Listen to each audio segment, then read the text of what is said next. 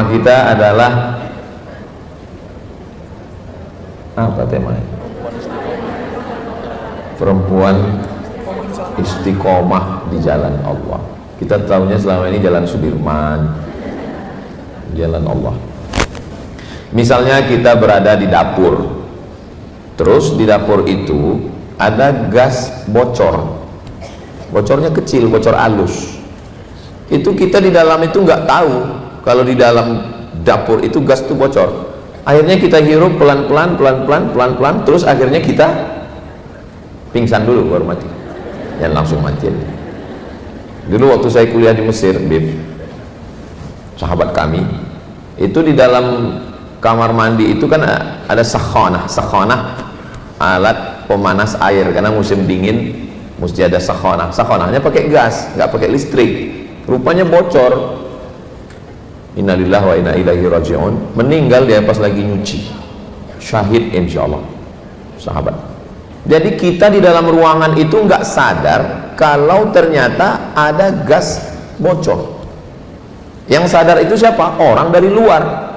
Begitu orang dari luar datang, dia cium, oh ini ada gas bocor. Pas diperiksa ternyata gas nggak bocor, gas yang lain bocor. Perutnya masuk angin.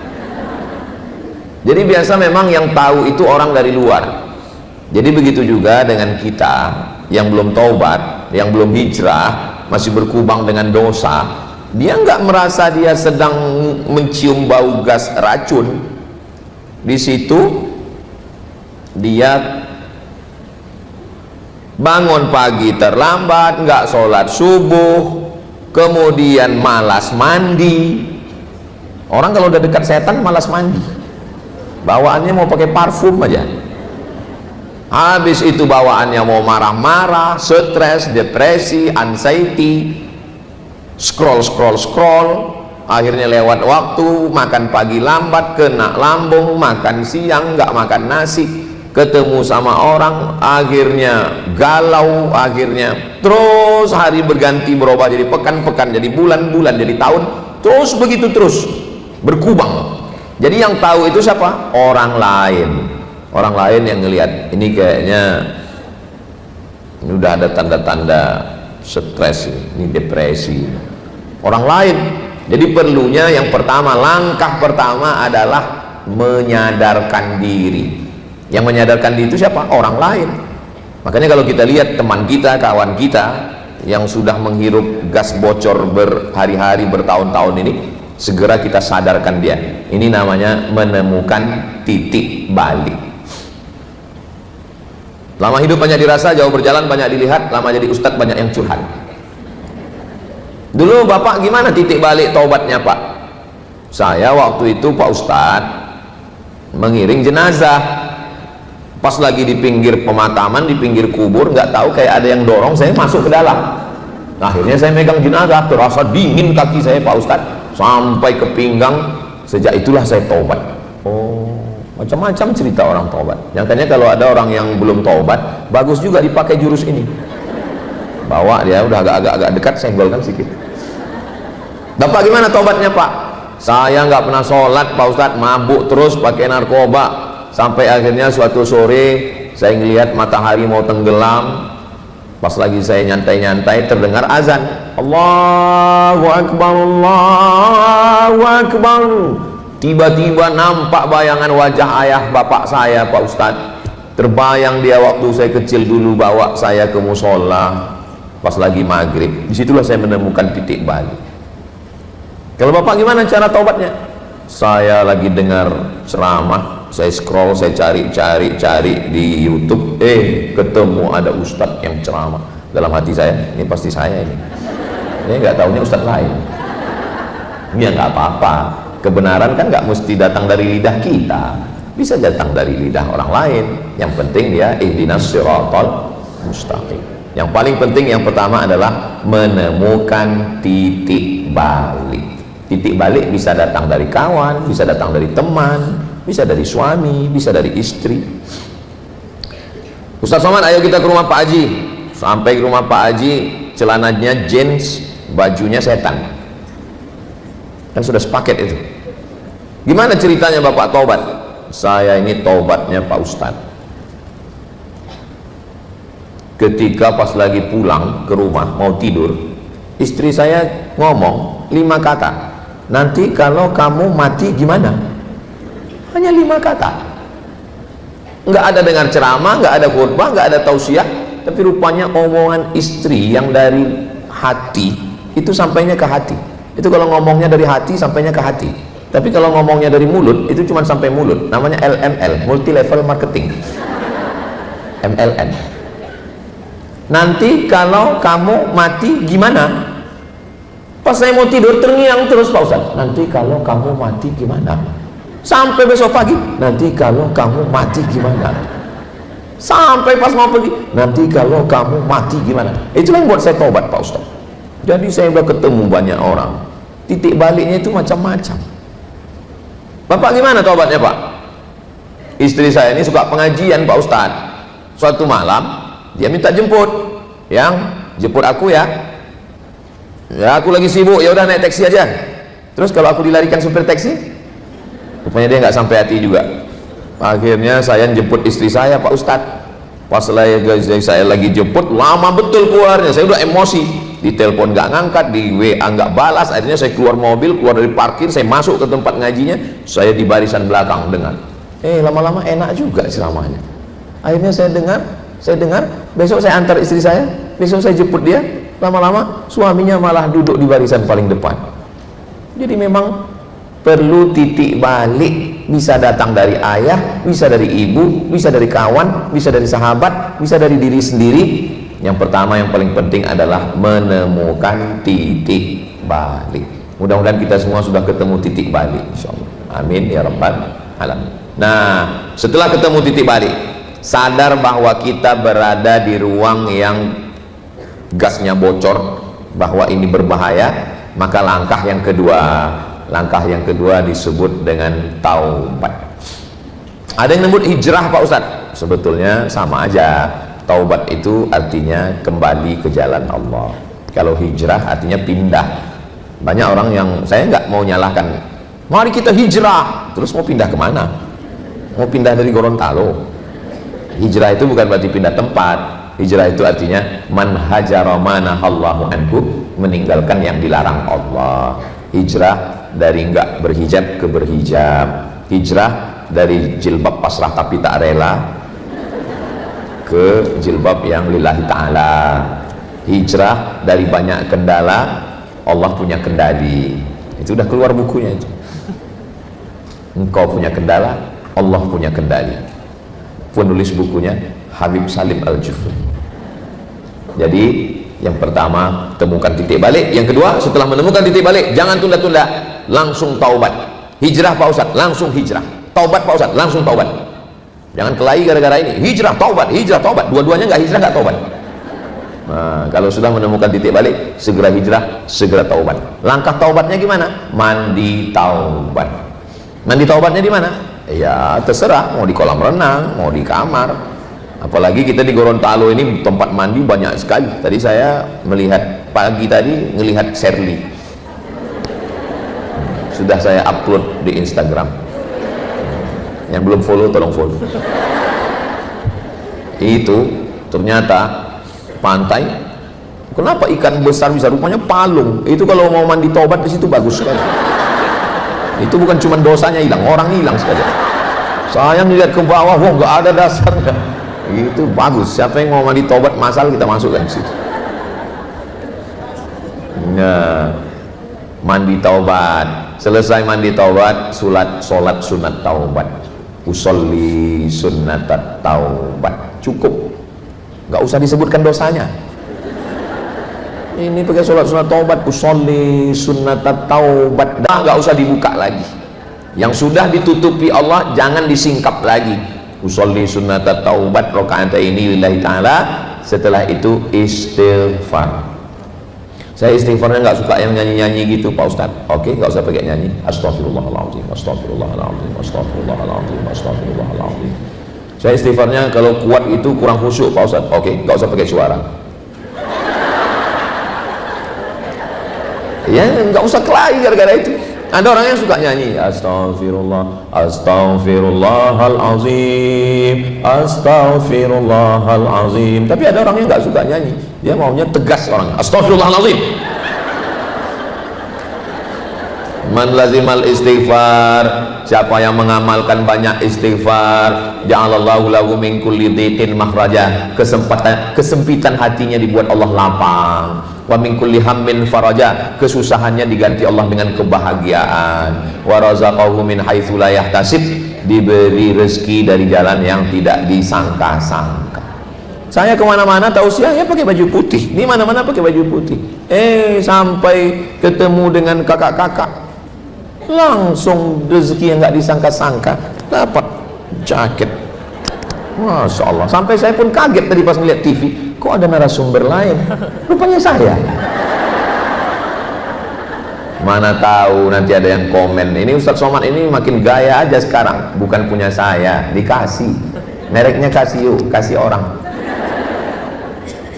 Faqultu astaghfiru rabbakum innahu kana ghaffara, banyaklah kamu beristighfar, dosamu diampunkan Allah. Yursilis samaa alaikum midrara, diturunkan hujan. Wa yumdidukum bi amwalin, diberi harta. Wa banin, diberi anak. Wa yaj'al lakum jannatin, diberikan taman-taman. Wa yaj'al lakum anhara, diberikan air sungai yang mengalir, rezeki yang berlimpah.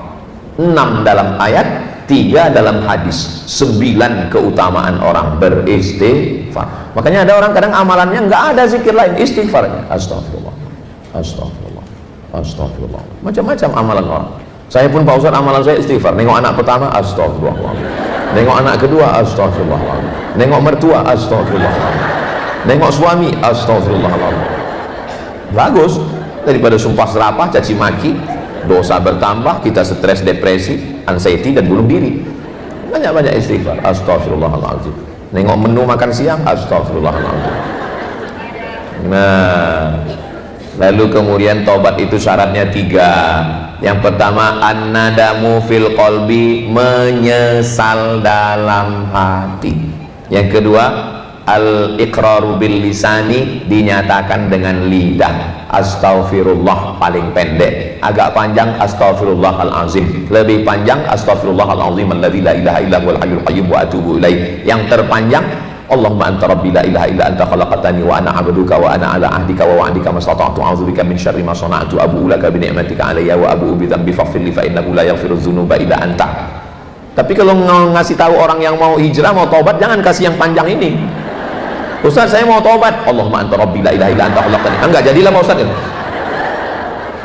Yassiru, berikan kemudahan. Wala tu'assiru, jangan persulit orang. Basyiru, berikan kabar gembira. Wala tunaffiru, jangan buat orang lari dari jalan Allah. Jadi kalau ada orang mau taubat, ya kasih mudah. Saya mau taubat Pak Ustaz, apa istighfarnya? Astagfirullah. Kok pendek kali Pak Ustaz? Loh, dikasih malah mau minta macam-macam. Allahumma anta rabbi la ilaha illa anta wa ana 'abduka wa ana, panjang kali Pak Ustaz, mati aja lah. Nah, nyesal dalam hati dinyatakan dengan lidah.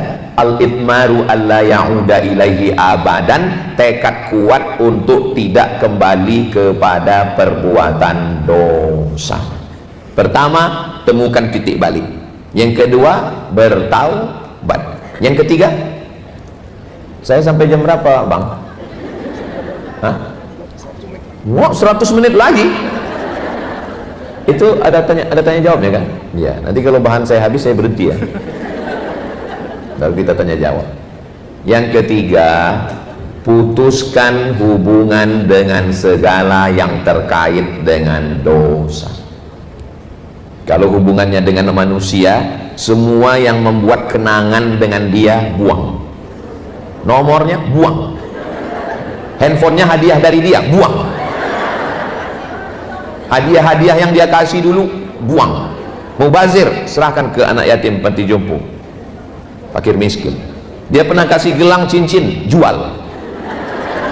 Duitnya kemana? Kasih ke saya. Nanti saya serahkan untuk pembangunan masjid, pondok pesantren dan lain sebagainya. Semua kenangan. Dulu Pak Ustaz saya buat tato nama dia di sini. Siapa nama dia? Johnny. Tambah Jonita. Semua yang ada kenangan dengan dia buang. Jangan sampai ada yang membuat bocoran-bocoran pikiran.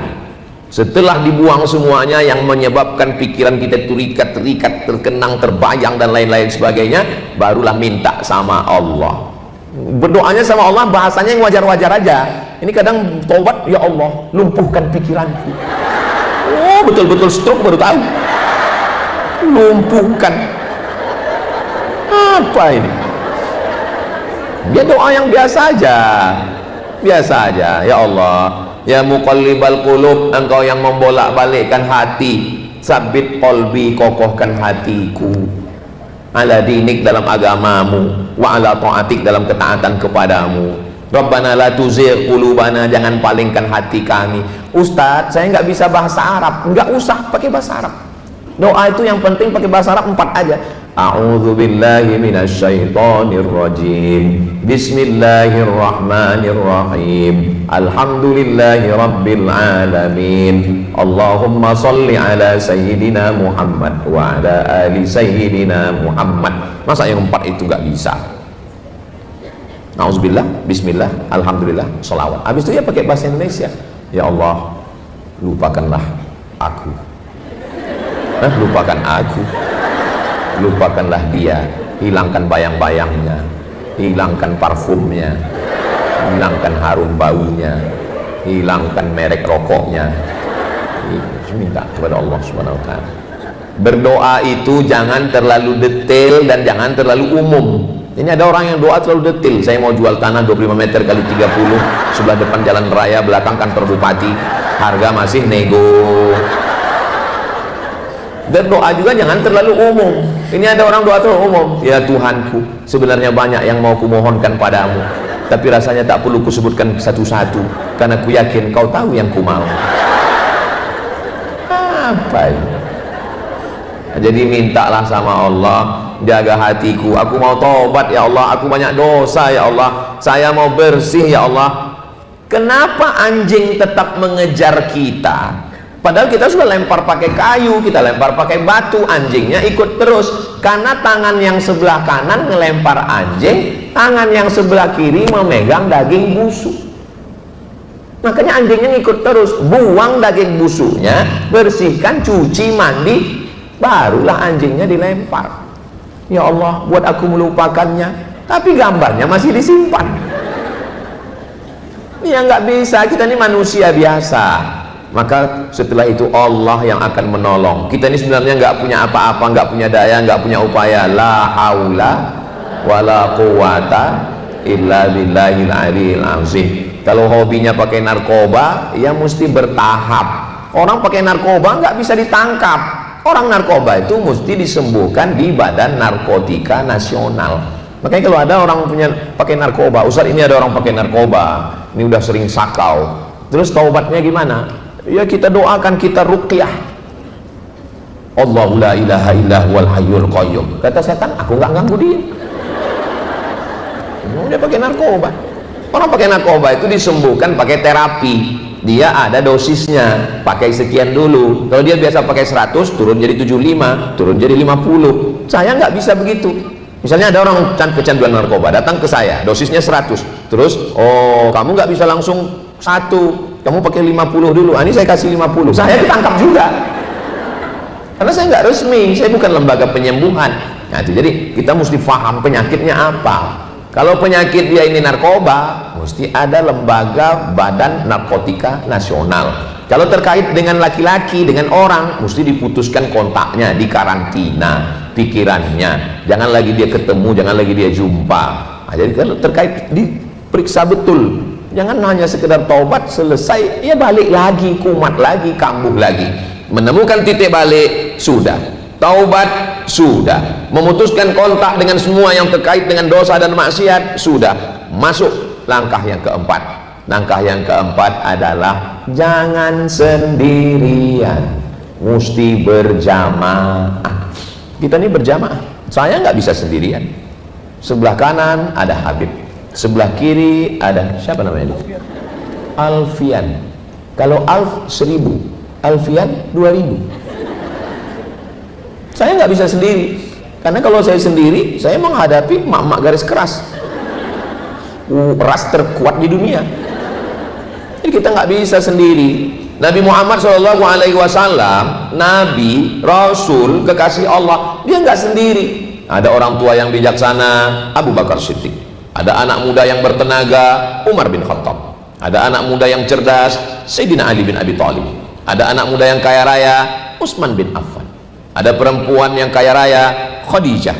Ada perempuan yang cerdas, Aisyah. Ada perempuan yang membawakan makanan ke atas Jabal Sur, Asma binti Abi Bakar. Ada orang yang pemuda cerdas menerjemahkan bahasa-bahasa orang Yahudi, Zaid bin Thabit. Ada panglima perang, Khalid bin Walid. Ada juru politik yang luar biasa, Amr bin As. Nggak bisa sendirian. Nabi Musa alaihissalam dengan tongkatnya, dia pukulkan laut merah terbelah. Dia nggak sendiri. Rabbi syrahli sadri wa yassirli amri wahlul 'uqdatam min lisani yafqahu qawli waj'al li waziran min ahli. Beri aku seorang penolong, sahabat, saudara. Siapa? Haruna akhi. Nabi Musa bersama dengan Nabi Harun. Nggak bisa sendirian. Orang yang sendirian itu one man show. Nggak bisa. Saya berani datang ke Gorontalo ini ya karena ada Habib Salim. Kalau beliau nggak ada, siapa yang menunjukkan saya jalan yang benar? Bisa-bisa saya salah masuk saya dimakan ikan saya. Habis innalillah wa inna ilaihi raji'un. Oleh sebab itu maka jangan sendirian. Yang paling berbahaya setelah taubat, setelah hijrah, PD sendirian. Oh, zaman dulu kalau kita sendirian kita selamat, sendirian bisa selamat. Tapi zaman sekarang sendirian, zaman dulu kita kunci pintu, kunci jendela, kunci kamar, kita di kamar nyaman. Sekarang kunci pagar, kunci pintu, kunci rumah, kunci jendela, kunci kamar, kunci lemari, masuk dalam lemari. Kita tetap nggak aman. Kenapa? Ada Instagram, ada Telegram, ada miligram, ada kilogram, ada Facebook, ada Twitter, ada grup WhatsApp. Apalagi kita punya banyak kawan-kawan di grup. Hai Besti, kapan kita touring ke neraka jahanam? Nggak bisa. Maka semua yang mengkait-kaitkan kita dengan dosa ini kita mesti lepas. Saya punya grup yang luar biasa Pak Ustadz. Isinya apa? Mak lampir, Nyi Blorong, Sundel bolong, Suster ngesot.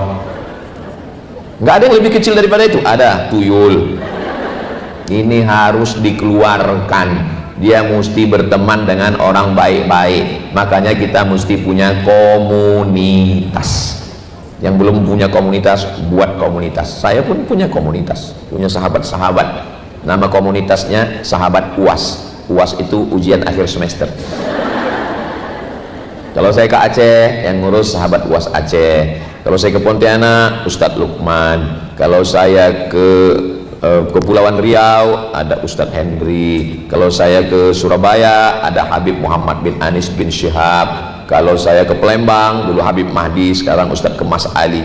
Jangan sendirian. Musibah terbesar setelah berhijrah adalah ketika sendirian. Karena sendirian itu sangat rentan. Tidak ada yang meluruskan kita. Kalau kita punya kawan, kita punya sahabat yang menegur kita, yang menyapa kita, yang nanya kita, gimana sholat duhamu, gimana zikirmu, gimana baca Quranmu, bersyukurlah. Kalau punya kawan seperti ini, jangan dikubur sebelum mati. Jangan sendirian, buat komunitas. Nah, di komunitas ini tujuannya lillahi ta'ala, bukan karena politik, bukan karena uang, bukan karena dunia. Persahabatan kita lillahi ta'ala. Alhamdulillah Pak Ustadz, saya sudah punya komunitas, kami sudah punya grup. Apa nama grupnya? Lelahku lillah. Masya Allah. Apa nama grupnya? Lillahi ta'ala. Biar supaya apa? Lillahi ta'ala. Hubungan kita lillahi ta'ala. Salah satu rakaatin makmuman adaan lillahi ta'ala. Ya udahlah, lillahi ta'ala. Bagus. Ganti-gantian antara yang ada di grup ini untuk tahajud call. Nanti malam kamu yang tugas ya? Iya, telepon. Say, tahajud. Besti, tahajud. Tahajud ya? Sudah diteleponnya semua, dia pun tidur.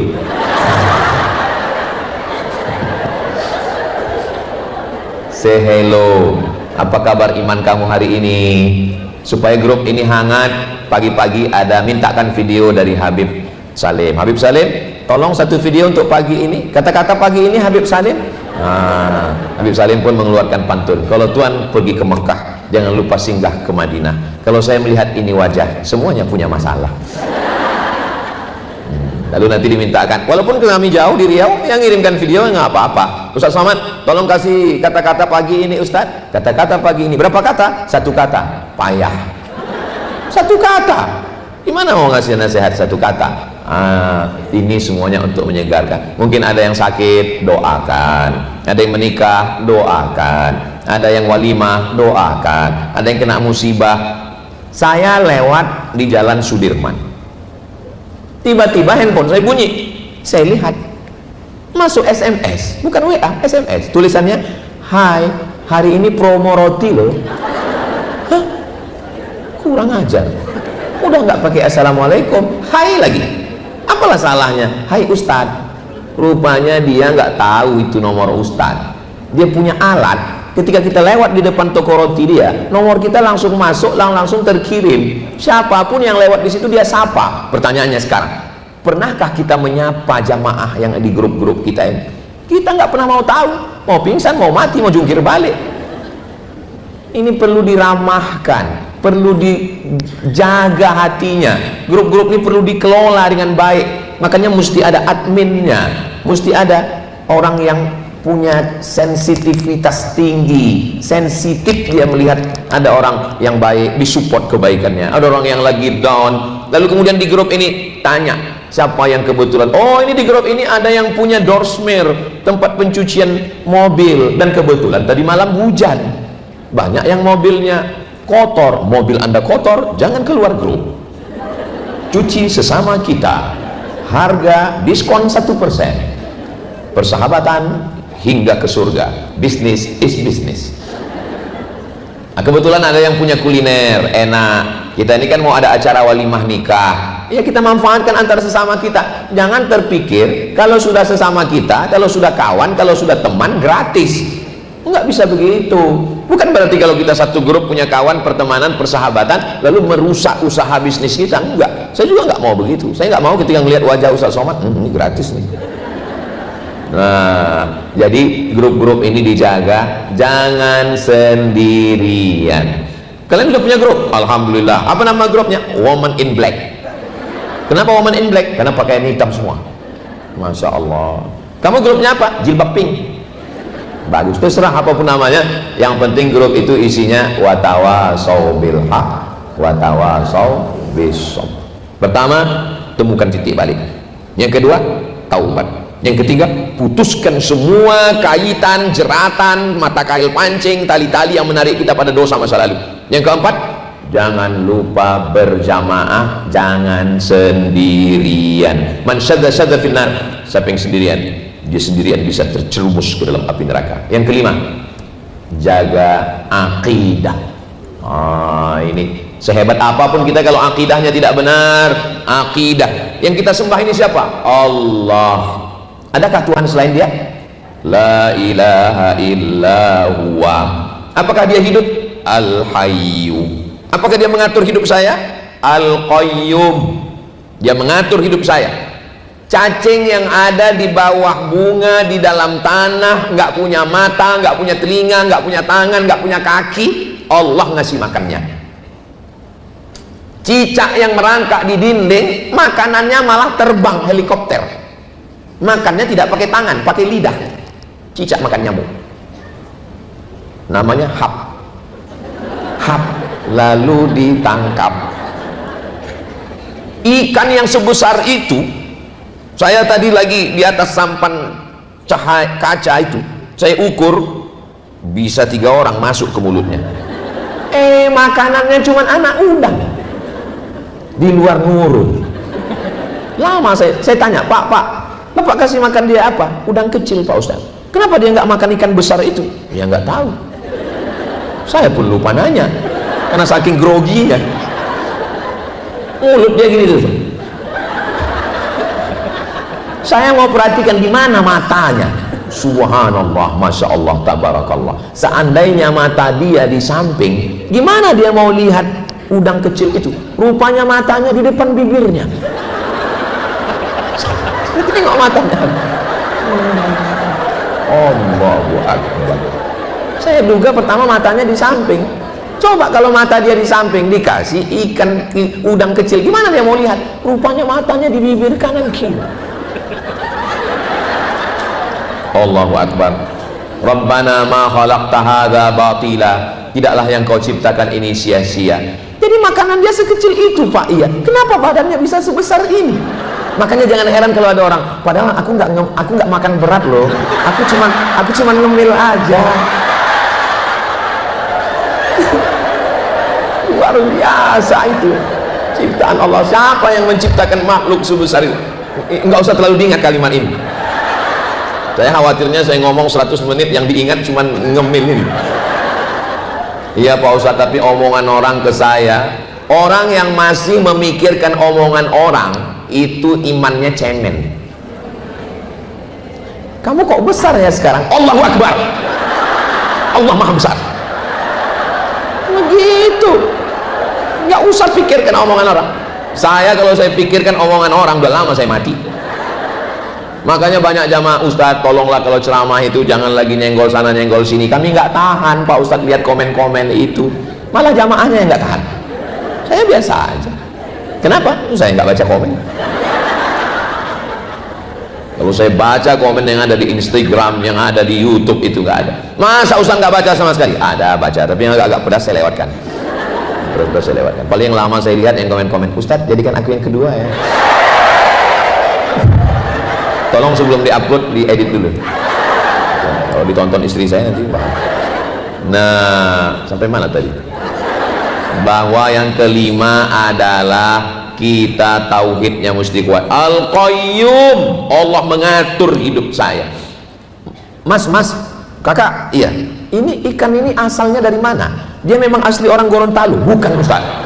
Ini datang dari jauh. Kenapa dia betah di sini? Sedang ikan aja betah, apalagi Ustaz. Allahu Akbar. Dulu Pak Ustadz, di sini ada pabrik udang. Jadi udang-udang itulah yang dia makan itu. Terus pabriknya tutup, dia tetap bertahan di sini. Dia nggak pernah pergi. Pernah pergi sebulan Pak Ustadz, datang lagi. Kok bisa datang? Masyarakat istighosah. Berdoa, ya ikan, datang ikannya. Kenapa ikan ini Pak Ustadz? Kenapa dia bisa bertahan lama di sini? Belum ada satupun wartawan yang mewawancarai dia. Tapi saya berusaha untuk berpikir lama, saya merenung tadi. Kenapa ikan ini bisa bertahan bertahun-tahun di sini?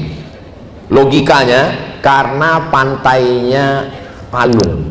Seandainya pantainya itu landai, dia pasti tidak bertahan. Kenapa? Karena badan dia besar, nggak mungkin dia bisa mendekat.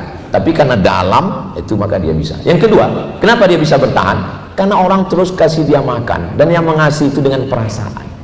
Saya lihat mereka ngasih makan pelan-pelan. Coba kita makan. Pasti dia sakit hati dan tersinggung.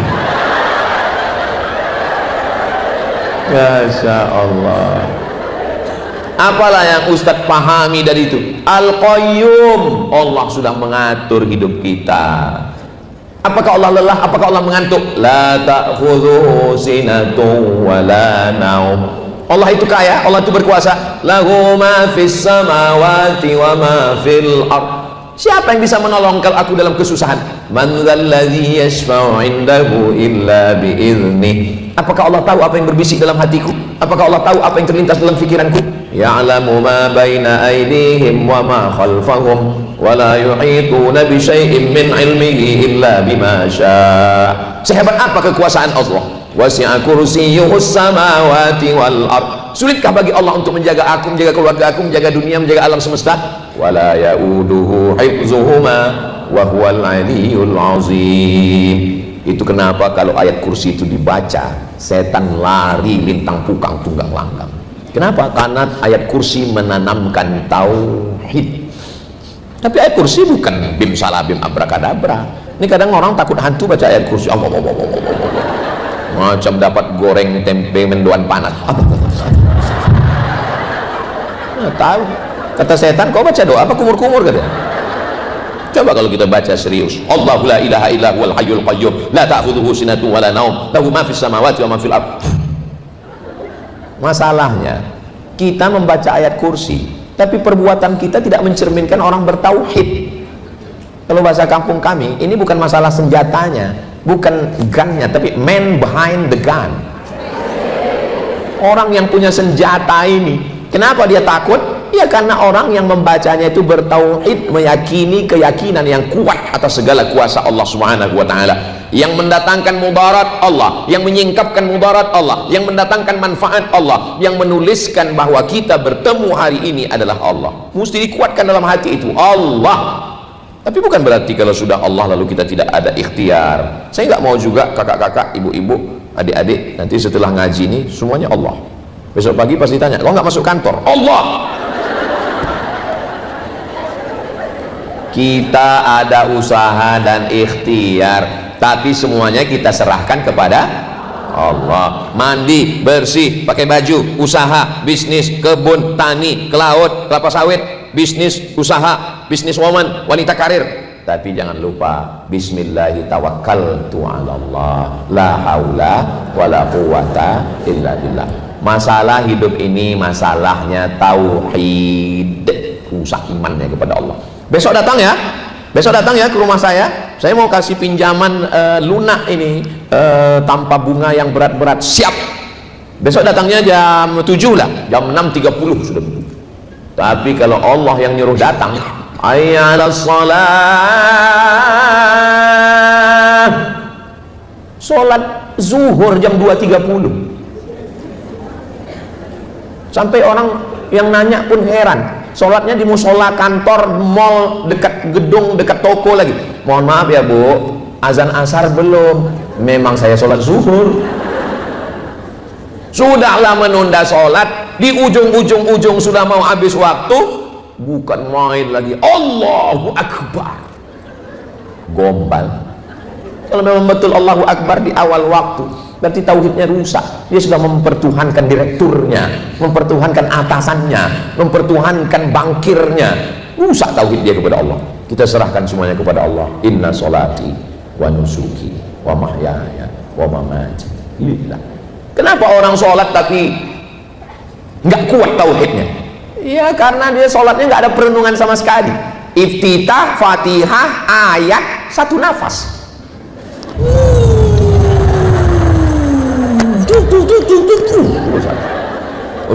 Ustaz ya, kalau ada orang yang sholat cepat sekali, iftitah, Fatihah, satu ayat, itu mazhab apa Pak Ustaz?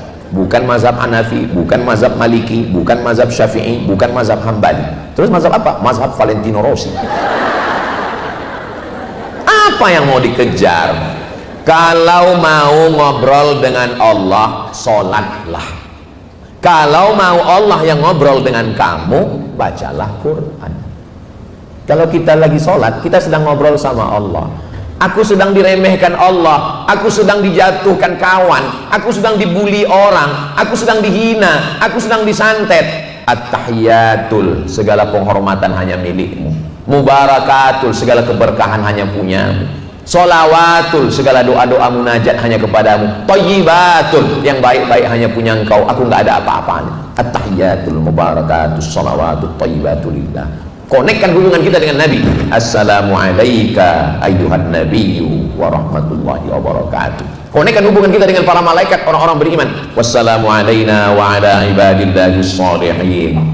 Perbaiki syahadat. Asyhadu an la ilaha illallah wa asyhadu anna muhammadar rasulullah. Bersalawat kepada Nabi, karena salat tidak diterima kalau tidak ada salawat. Allahumma shalli ala sayyidina Muhammad wa ala ali sayyidina Muhammad kama shallaita ala sayyidina Ibrahim wa ala ali sayyidina Ibrahim. Allahumma barik ala sayyidina Muhammad wa ala ali sayyidina Muhammad kama barakta ala sayyidina Ibrahim wa ala ali sayyidina Ibrahim fil alamin innaka Hamidum Majid.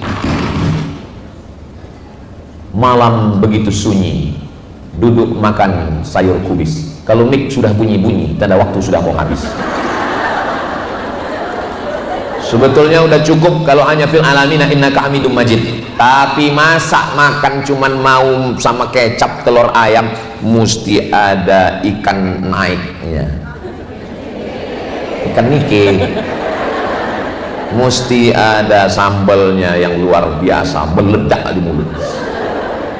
lalu kemudian setelah itu baca doa tambahan, Allahumma ighfir li ma qaddamtu wa ma akhartu wa ma asrartu wa ma a'lantu wa ma asraftu wa ma anta a'lamu bi minni antal muqaddim wa antal muakhiru la ilaha illa anta subhanaka inni kuntu minadh dhalimin. Doa supaya selamat dari 4. Allahumma inni a'udzubika min adzabi jahannam wa min adzabil qabri wa min fitnatil mahya wal mamat wa min syarri fitnatil masiihid dajjal.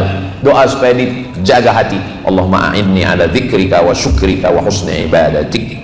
Jadi tauhid kita kuat kepada Allah Subhanahu wa taala. Mudah-mudahan doakan juga supaya ngomong ini juga tauhidnya kuat. Yang keenam, kenapa Ustaz Somad dari tadi ngelihat ke sana terus? Waktunya di situ juga. Kalau yang ini gambar, kalau yang itu waktu. Ini saya kasih bocoran dikit. Yang keenam, jangan hanya ngomong tauhid. Puncak adalah dari tauhid itu. Mana buktinya tauhid? Sama seperti bapak ngomong sama ibu. Kaulah bulan, kaulah bintang, siang dan malam terbayang-bayang, makan tak kenyang, tidur tak lelap. Pas ngasih uang belanja 10.000. Buktinya mana? Cinta itu di dalam hati, betul, tapi diungkapkan dalam bentuk yang nyata. Tauhid itu dalam hati, iman itu dalam hati, tapi bukti nyatanya mana? Maka yang keenam, bukti nyatanya adalah ibadah. Ibadah itu tiangnya apa? As-sholatu imaduddin, sholat. Dindingnya apa? Dindingnya adalah as-siyamu junnah, puasa sunat. Bagus ibu puasa sunat, tapi niatnya puasa aja. Ini sekarang banyak orang puasa nawaitu shoma ghadin lil diet lillah ta'ala. Ini puasa aja. Mohon maaf ya Ustadz Somad, mohon maaf. Silakan Ustadz makan. Bapak nggak makan nasi? Saya diet karbo Pak Ustadz. Sudah Bapak berapa lama? Saya udah 2 bulan nggak makan nasi Pak Ustaz. Kalau Bapak, saya udah 2 tahun Pak Ustaz. Kalau Ustaz sendiri, saya udah 2 juga Pak. Berapa? 2 jam Pak. Bagus puasa. Al-ma'idatu baitu kulli da. Lambung adalah sarangnya segala penyakit, itu adalah lambung. Tapi jamaah seringkali menduga, katanya saya ini Ustaz ini jaga makan ya, jaga badan ya. Enggak, sampai sekarang saya nggak pernah jaga. Ada pantangan? Ada sebenarnya, pantang dekat, selesai. Saya kalau diundang kemana-mana semua makanan itu di depan saya. Kepiting, udang, cumi, ikan, kambing, sapi, semua ada, onta semua saya.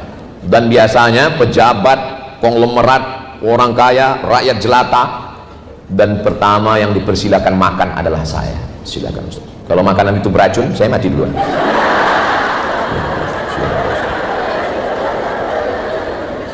Saya makan kepiting, saya makan cumi, saya makan udang, saya makan seafood.